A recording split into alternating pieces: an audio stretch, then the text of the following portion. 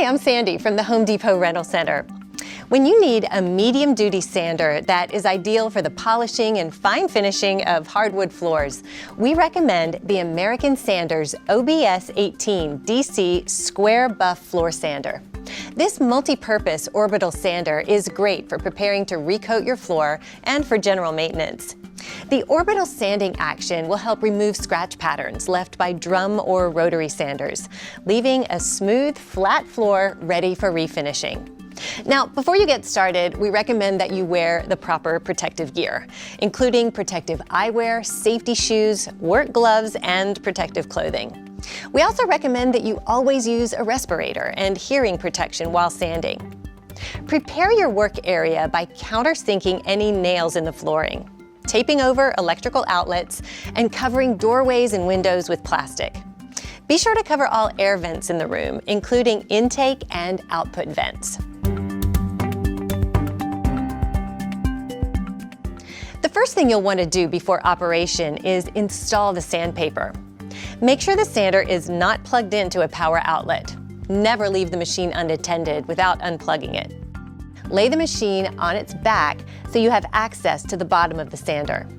Next, install either the white or the red pad onto the machine by pushing the pad into the grip face.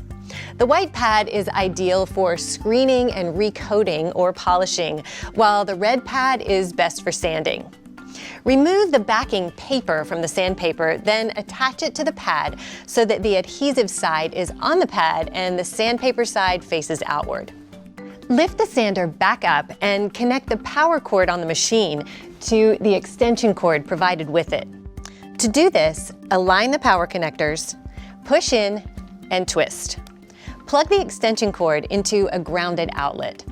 Position the cord safely out of the way of the machine. Release the handle and let it float in a comfortable operating position. While holding the handle with both hands, first push in and hold the safety switch, then squeeze the handles. Once the machine starts, you can release the safety switch.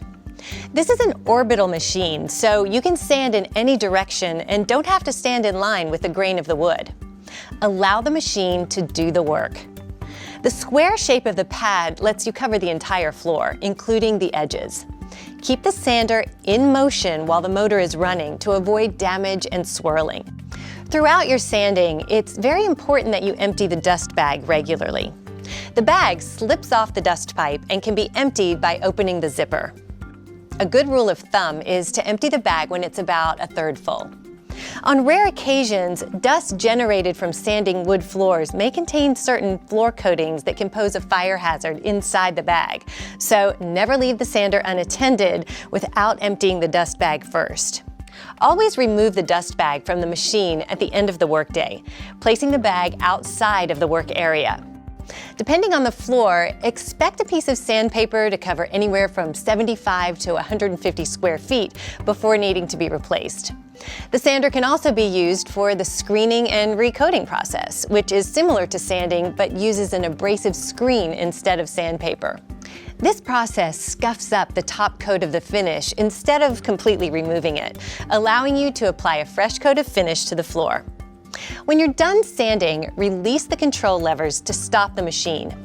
Unplug it from the power source and make sure to empty the dust bag completely to avoid any additional cleaning charges. Prior to returning the tool back to the rental center, clean all debris or materials from it with low-pressure air. And when you're ready to transport, properly secure the sander in your vehicle to avoid injury or damage to the tool. Visit your local Home Depot or homedepot.com/rentals to learn more about the best tools for your next project.